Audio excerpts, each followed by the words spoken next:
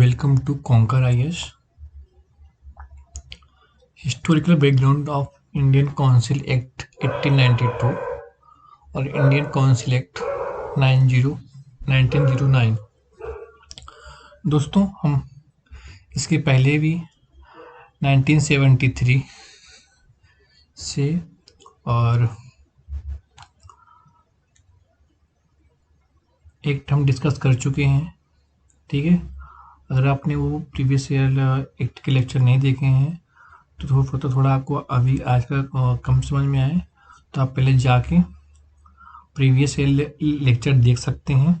ठीक है, तो अगर मैं जिसकी हिस्टोरी की बात करूं तो सबसे पहले मैंने आपको पढ़ाया हूं।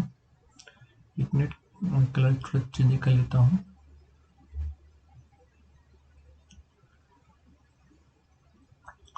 तो मैं आपको फर्स्ट रेगुलेटिंग एक्ट आपको अगर बोला जाए तो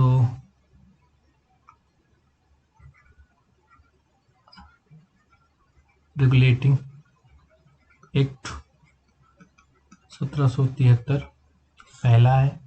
इसमें कि सुप्रीम कोर्ट की 1964 में सुप्रीम कोर्ट की स्थापना होती क्या कलकत्ता में। पहले गवर्नर लॉर्ड वॉरेन हेस्टिंग था। फिर इसके बाद हमने 1784 में द पिट्स इंडिया एक्ट हमने पढ़ाया था। ठीक है, फिर हमने एक्ट ऑफ 1786, फिर हमने आपको चार्टर एक्ट 1813 पढ़ाया। फिर चार्टर एक्ट 1833 जिसमें आपको इसके चार्टर एक्ट में पहले गवर्नर जनरल विलियम बेंटिंक थे। फिर हमको आपको पढ़ाया चार्टर एक्ट 1853। ये हमने ये सभी एक लेक्चर में हमने इम्पोर्टेंट चीज़ें डिस्कस की हैं। ठीक है दोस्तों, मैंने फिर उसके नेक्स्ट लेक्चर में 1858 नेक्स्ट लेक्चर में 1858 का भारत सरकार अधिनियम। ठीक है, फिर 1861 का भारत परिषद अधिनियम पढ़ाया है। ठीक है दोस्तों, तो आज हम पढ़ने वाले हैं इंडियन काउंसिल एक्ट 1892 और इंडियन काउंसिल एक्ट 909। तो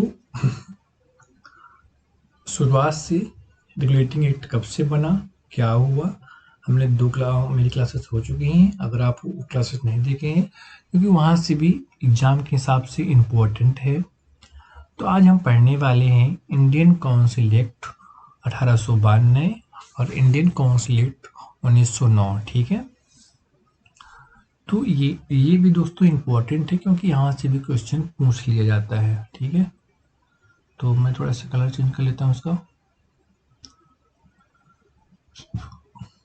1892 का भारत परिषद अधिनियम। ठीक है, इस अधिनियम की विशेषताएं इस प्रकार थी। पहला, इसने विधान परिषदों के कार्यों में वृद्धि कर उन्हें बजट पर बहस करने और कार्यपालिका के प्रश्नों को उत्तर देने के लिए अधिकृत किया। जैसे मैंने आपको पहले बता चुका हूँ कि कैसे विधान परिषद बनी और उसका गठन हुआ। तो अब दोस्तों यहाँ पे क्या हुआ, 1892 का अधिनियम, इसमें ये बोला जा रहा है विधान परिषद के कार्यों को वृद्धि हुआ और जो बजट पर बहस करने और कार्यपालिका के प्रश्नों को उत्तर देने के लिए अधिकृत किया गया। ठीक है, तो इसने विधान परिषद के कार्यों को वृद्धि और उसमें बजट पर बहस करने के लिए अधिकृत कर दिया गया। ठीक है,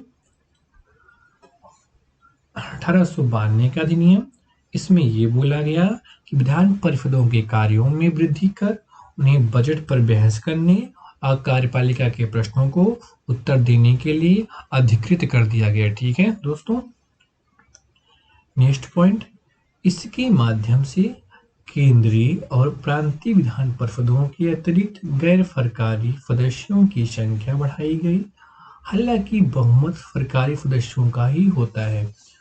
तो 1892 का भारत परिषद अधिनियम ये बोलता है, इसके माध्यम से केंद्रीय और प्रांतीय विधान परिषदों में गैर सरकारी सदस्यों का संख्या बढ़ाई गई। ठीक है दोस्तों, हालांकि बहुमत जो है तो सरकारी का ही होता है।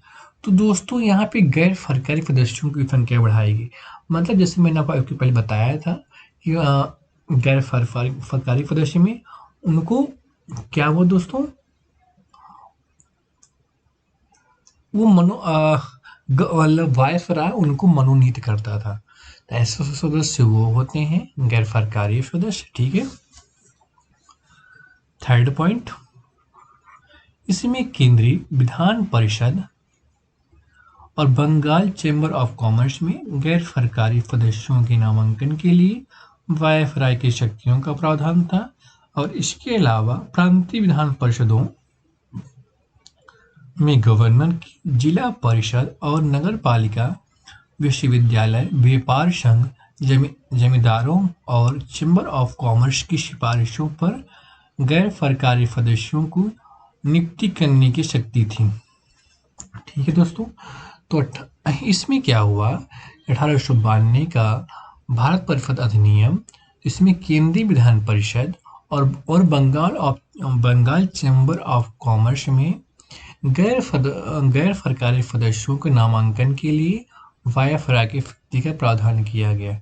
मतलब केंद्रीय विधान परिषद और बंगाल चैम्बर ऑफ कॉमर्स में गैर सरकारी सदस्यों का नामांकन के लिए वायसराय की शक्तियों का प्रावधान किया गया, क्योंकि गैर सरकारी सदस्य का मतलब वो सदस्य मनोनीत किए जाएंगे। ठीक है दोस्तों, इसके अलावा प्रांतीय विधान परिषदों में गवर्नर के जिला परिषद और नगर पालिका और विश्वविद्यालय, व्यापार संघ, जमींदारों और चैम्बर ऑफ कॉमर्स की सिफारिशों पर गैर सरकारी सदस्यों की नियुक्ति की शक्ति दी गई। मतलब प्रांतीय विधान परिषदों में भी गवर्नर की जिला परिषद हो या कि नगर पालिका हो या कि विश्वविद्यालय हो या व्यापार संघ हो या कि जमींदार हो या कि चैम्बर ऑफ कॉमर्स की सिफारिशों पर गैर सरकारी सदस्यों की नियुक्ति करने की शक्ति दिया गई। तो दोस्तों 1892 में जो वेरी इंपॉर्टेंट है ये है कि इसमें परिषदों में बजट पर बहस करने और कार्यपालिका के प्रश्नों को उत्तर देने के लिए अधिकृत किया गया। वेरी वेरी इंपॉर्टेंट, आपसे क्वेश्चन डायरेक्ट पूछा जा सकता है। बजट पर बहस करने के लिए कौन सा किस अधिनियम में प्रावधान किया गया, तो आपका जवाब होना चाहिए 1892 का भारत परिषद अधिनियम में बजट पर बहस करने और कार्यपालिका के प्रश्नों को उत्तर देने के लिए अधिकृत किया गया। ठीक है दोस्तों, वेरी वेरी इंपॉर्टेंट। नेक्स्ट, इस अधिनियम ने केंद्रीय और प्रांतीय विधान परिषदों दोनों में गैर सरकारी सदस्यों की नियुक्ति के लिए एक समित और परोक्ष रूप से चुनाव का प्रावधान किया गया। हालांकि चुनाव शब्द का अधिनियम में प्रयोग नहीं हुआ। इसे निश्चित निकायों की सिफारिश पर किए जाने वाली नामांकन प्रक्रिया कहा गया। 1892 का अधिनियम, इसमें दोस्तों 1892 का भारत परिषद अधिनियम, इसमें दो बातें की गई, एक केंद्रीय और एक प्रांतीय विधान परिषद। तो दोस्तों इन दोनों में गैर फरकारी सदस्यों की नियुक्ति के लिए एक सीमित सदस्यों की नियुक्ति के लिए सीमित एंड परोक्ष रूप से चुनाव का प्रावधान किया गया। हालांकि इस चुनाव शब्द का अधिनियम में प्रयोग नहीं हुआ है। इससे निश्चित निकायों की सिफारिश पर की जाने वाली नामांकन प्रक्रिया है। तो दोस्तों आपसे इस अधिनियम में केवल एक ही चीज पूछी जाएगी कि इसमें बजट पर बहस करने की प्रावधान किया गया है। हालांकि अभी प्रेजेंट में हमारे संविधान में आर्टिकल 112 में बजट की बात की गई है, हालांकि उसमें भी बजट शब्द का उल्लेख नहीं है, वार्षिक वित्तीय विवरण का उल्लेख किया गया है। ठीक है, नेक्स्ट इज 1909 का भारत परिषद अधिनियम। दोस्तों वेरी इंपॉर्टेंट ये अधिनियम है। ठीक है, भारत का 1909 का भारत परिषद अधिनियम। ठीक है दोस्तों, तो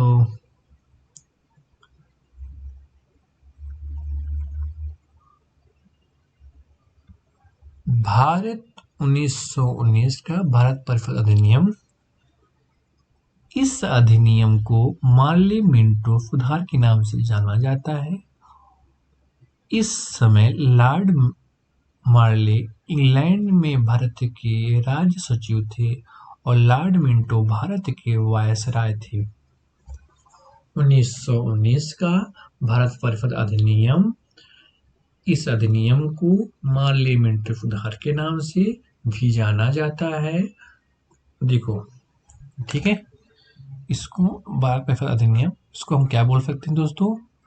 मार्ले मिंटो सुधार।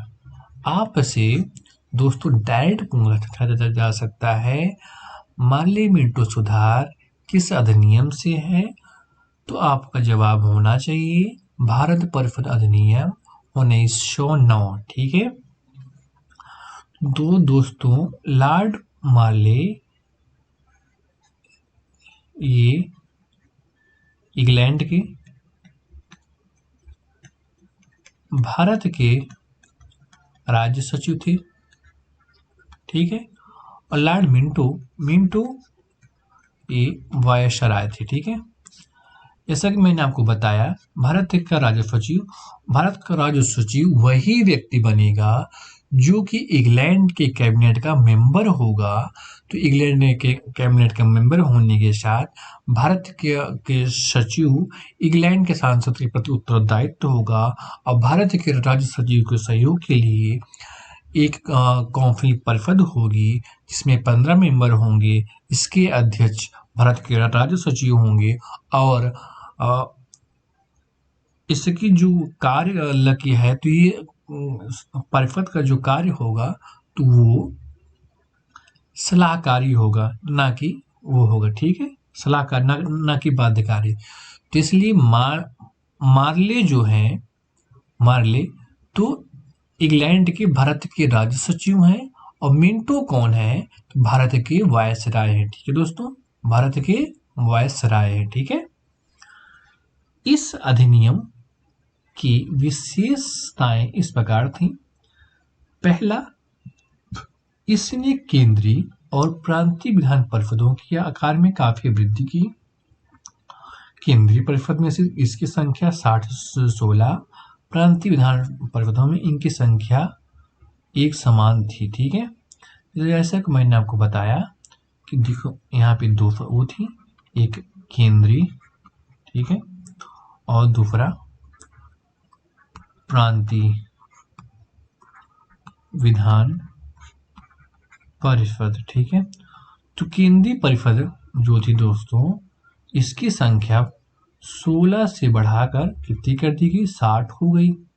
और प्रांतीय परिषदों में इनकी संख्या एक समान नहीं थी। ठीक है, तो 1909 के मार्ले मिंटो सुधार में केंद्रीय परिषद में इनकी संख्या बढ़ाकर 16 से 60 कर दी गई और प्रांतीय विधान परिषदों में इनकी संख्या एक समान नहीं थी, हर प्रांतीय के अकॉर्डिंग अलग अलग थी। ठीक है दोस्तों, आपको पहला पॉइंट समझ में आ गया कि 1909 का भारत परिषद अधिनियम में केंद्रीय परिषद और प्रांतीय परिषदों में संख्या में काफी वृद्धि की गई। केंद्रीय परिषद में 60 से संख्या 16 हो गई और प्रांतीय विधान परिषद में इनकी संख्या एक समान नहीं थी, हर प्रांत में अलग अलग थी। ठीक है दोस्तों, होपफुली आपको समझ में आ गया होगा।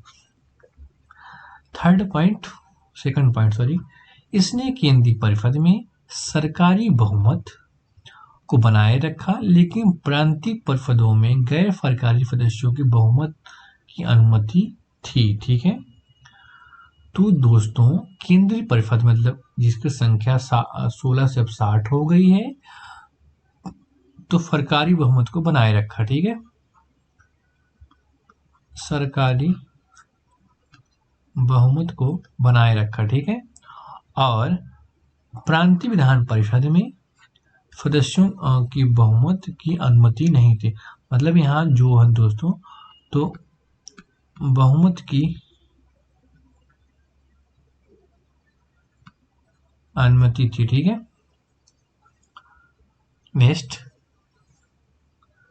थर्ड पॉइंट, इसने प्रेसिडेंटी कॉरपोरेशन, चैम्बर ऑफ कॉमर्स, विश्वविद्यालयों और जमींदारों के लिए अलग अलग प्रतिनिधित्व का प्रावधान किया गया।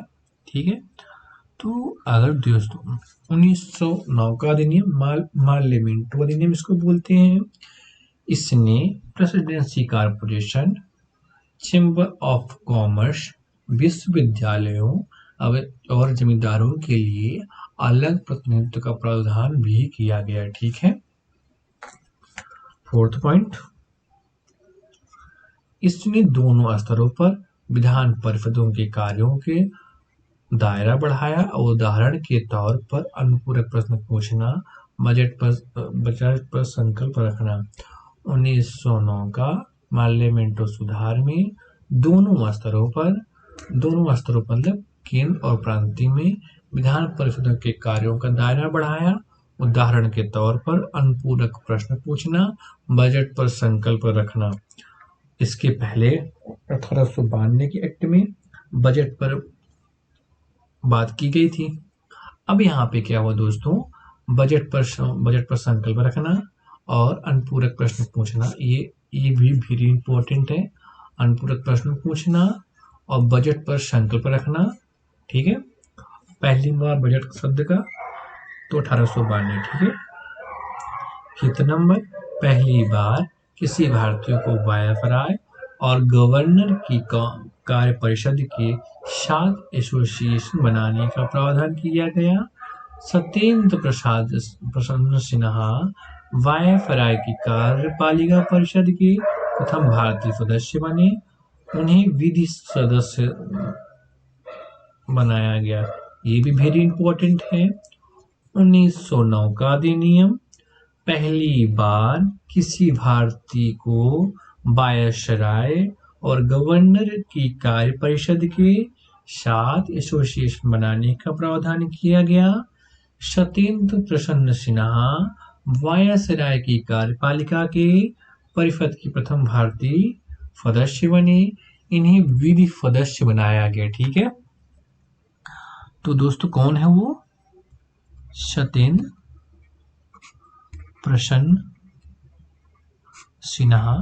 ठीक है, इन्हें पहली बार किसी भारतीयों को, मतलब ये भारतीय हुई तो वायसराय, ठीक है, एंड गवर्नर की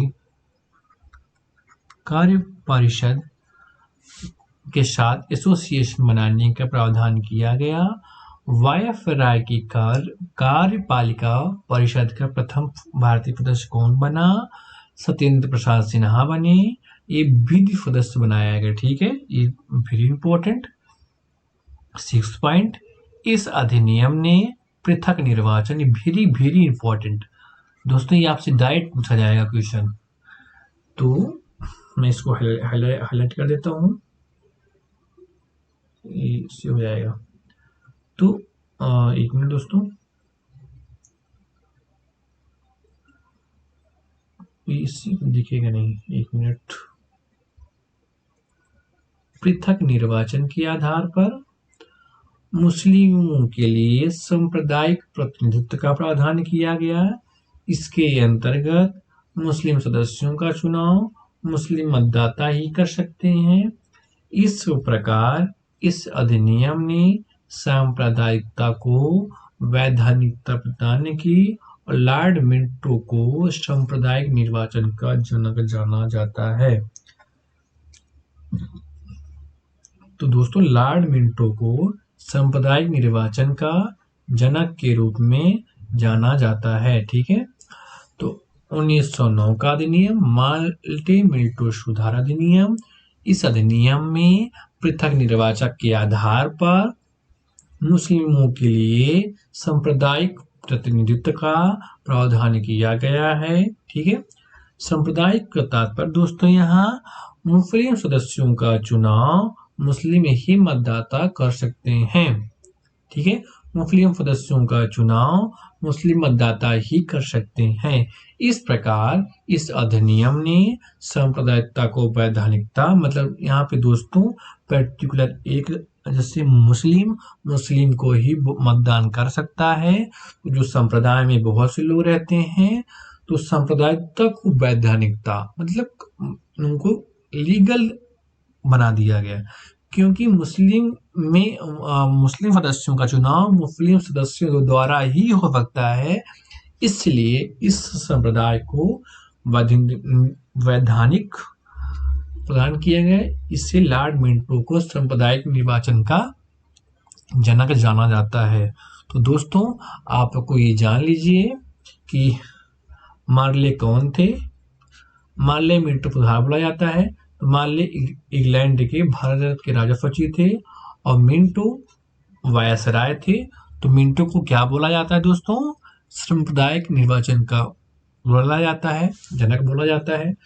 ठीक है, ये इतना इम्पोर्टेंट नहीं है, लेकिन आपको जो सबसे इम्पोर्टेंट है तो दोस्तों यहाँ पे यही है कि यहाँ पे सबसे इम्पोर्टेंट अनुपूरक प्रश्न पूछना, बजट पर संकल्प रखना। ठीक है, और पहली बार किसी भारतीय वायसराय को गवर्नर की कार्यपरिषद में एसोसिएशन में और सत्येंद्र प्रसन्न सिन्हा को वायसराय की कार्यपालिका परिषद के प्रथम भारतीय सदस्य बने और इन्हें विधि सदस्य बनाया गया। ठीक है, तो इसमें और लॉर्ड मिंटो को, जो कि वायसराय थे, इन्हें सांप्रदायिक निर्वाचन का जनक के रूप में जाना जाता है। और मैं आपको इसके पहले क्या पढ़ाया, 1892 का अधिनियम। इसमें सबसे इम्पोर्टेंट ये है, बजट पर बहस करने के लिए बात की गई। ठीक है, और 1909 के अधिनियम में अनुपूरक और बजट पर संकल्प लाने के लिए बात की गई। ठीक है, और यहाँ पे केंद्रीय परिषद, विधान परिषद और प्रांतीय विधान परिषद की बात की गई। ठीक है, तो यहाँ सबसे बड़ी इम्पोर्टेंट यही है कि बजट पर बहस करने और कार्यपालिका के प्रश्नों पर उत्तर देने के लिए अधिकृत किया गया। ठीक है दोस्तों, तो 1892 का भारत परिषद अधिनियम में सबसे महत्वपूर्ण बात कि विधान परिषदों के कार्यों में वृद्धि करने के लिए, उन पर बजट पर बहस करने और कार्यपालिका के प्रश्नों को उत्तर देने के लिए अधिकृत किया गया है। सॉरी दोस्तों। ठीक है, सबसे वेरी इंपॉर्टेंट मैंने आपको बता दिया। और 1892 में बजट पर बहस करने और उसमें केंद्रीय विधान परिषद के गैर सरकारी सदस्यों की नियुक्ति सीमित और परोक्ष रूप से की गई। और 1909 का अधिनियम, माले मिंटो सुधार। ठीक है, तो माले इंग्लैंड के भारत के राज्य सचिव, मिंटो वायसराय कहलाए। इसमें केंद्रीय और विधान परिषदों में संख्या बढ़ाई गई, इतनी इम्पोर्टेंट नहीं है, लेकिन सबसे इम्पोर्टेंट ये है कि अनुपूरक प्रश्न पूछना और बजट पर संकल्प करना। पहली बार किसी भारतीयों को वायसराय के गवर्नर की कार्यपरिषद एसोसिएशन बनाने का प्रावधान। सत्येंद्र प्रसन्न सिन्हा को वायसराय की कार्यपालिका परिषद में प्रथम भारतीय सदस्य बने और उन्हें विधि सदस्य बनाया गया। और सबसे वेरी इंपॉर्टेंट 1909 का अधिनियम में पृथक निर्वाचन, वो भी मुस्लिम संप्रदाय के लिए, ठीक है। और लाल मिंटो को भारत का निर्वाचन के जनक के रूप में जाना जाता है। तो thanks for watching video, hit the bell icon button, subscribe the channel, like and share the video. तो बहुत बहुत धन्यवाद दोस्तों।